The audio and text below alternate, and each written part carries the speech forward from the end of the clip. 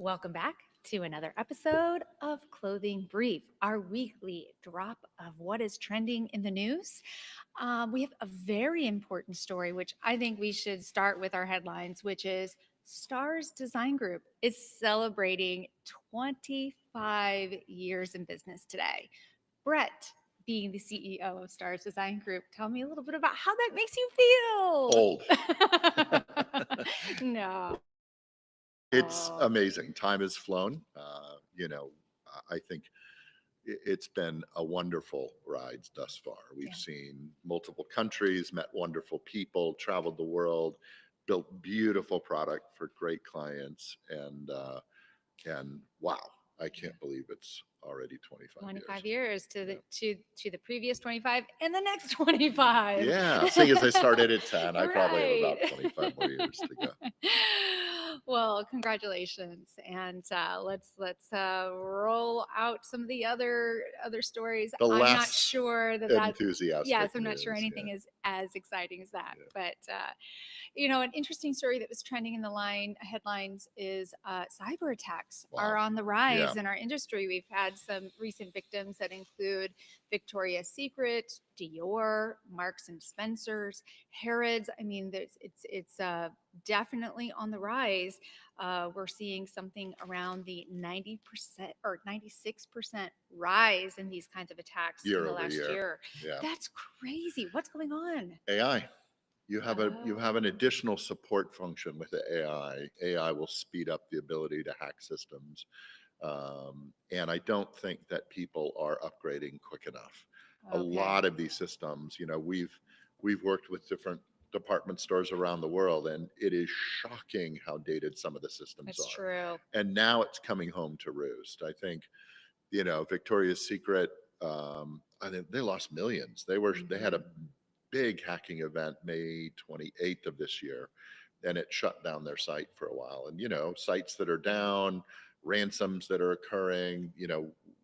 I think last year there were some really major ransom payouts from casinos that were going on Hmm. on websites that are hacked.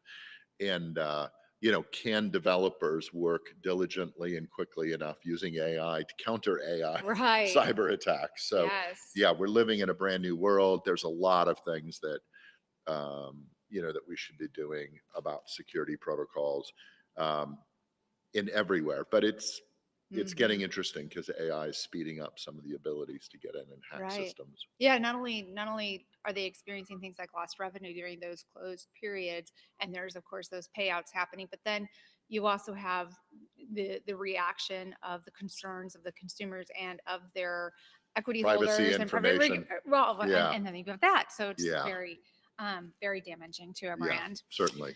So each week we also have to talk about what's happening based on, of course, The double T's, the Trump Trump tariffs. tariffs. Yeah. And there's been yet another decision that was raising tariffs on steel imports from 25% to 50%. You might not think that really affects our industry, but it does. It filters through all sorts of industries. Mhm. Steel and aluminum tariffs going to 50%. Um, the conversation is to protect the U.S. steel industry. That's a noble cause. But there are a lot of people affected.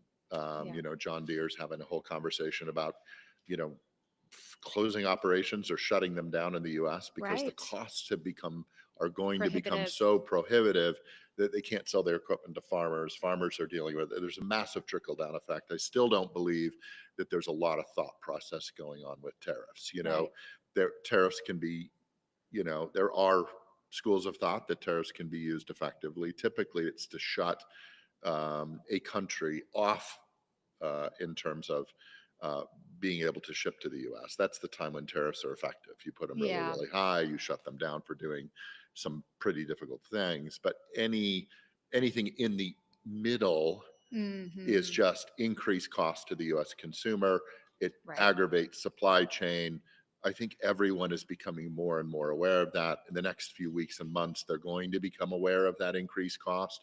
This is a taxation event. This isn't a Right. protection event. As much as people want to tell you that it is a protect America event, you have Right. to build the infrastructure to support the systems. Then you can enact tariffs. But in this case, we don't have infrastructure Well, to support your it. reference of John Deere. I mean, that's a company that's been manufacturing in the United States for 200 years, and Yeah, now they're saying it's too cost prohibitive yeah, for their import. And then, of course, their customer, the farmers, are hurting right now because trade policies have shifted, and they're worried yeah, about exports, and they're not investing in equipment. So, like you said, it hits all facets of industry, yeah. and hopefully, some fresh negotiations will come about. Well, there's going to be pushback. The current administration really says, hey, with these raised tariffs, it's going to incentivize people to build in the US. That's kind of Well, they've already reverse said that thinking. they're Yeah, not interested in at least in apparel. our Yeah, industry yeah, of incentivizing made yeah. in America.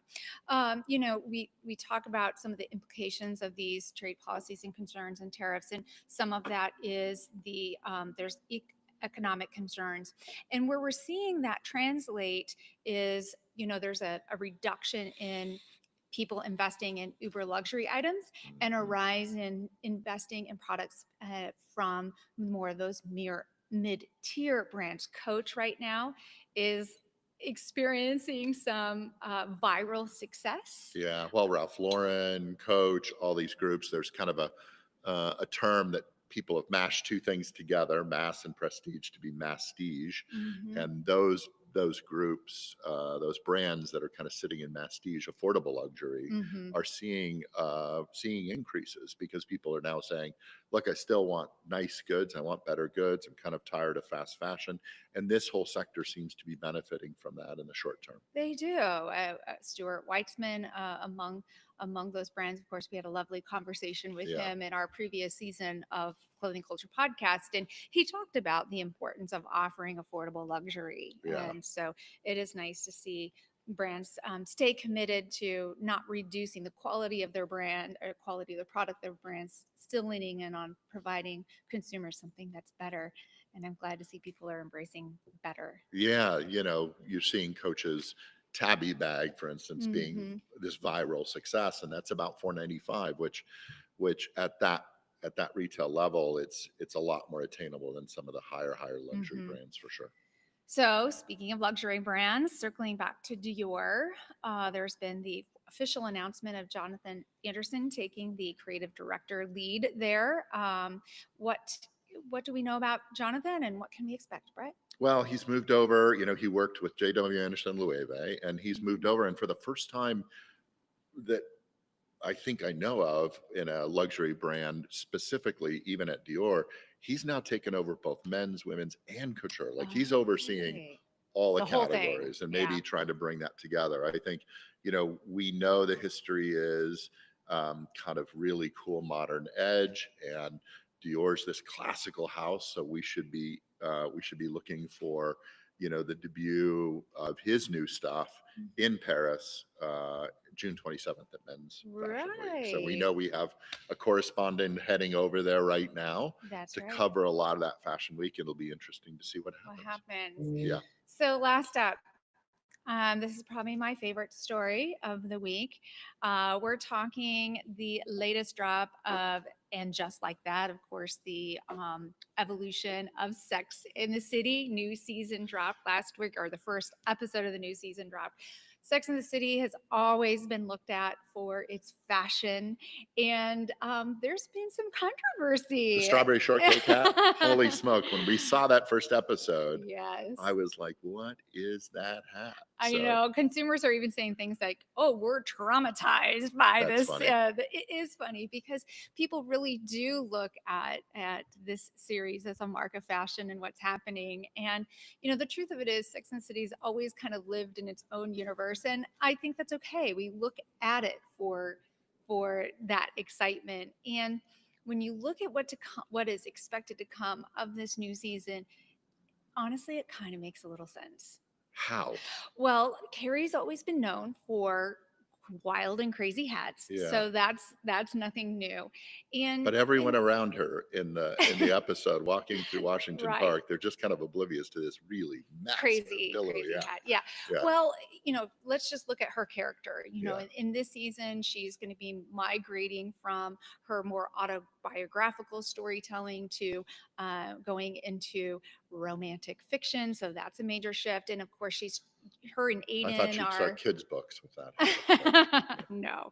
Her and Aiden are exploring a relationship where he is out in the countryside and she is in the city. And so she's kind of coming to terms with her, fashion meets country. And so that kind of brings sense to this oversized gingham hat.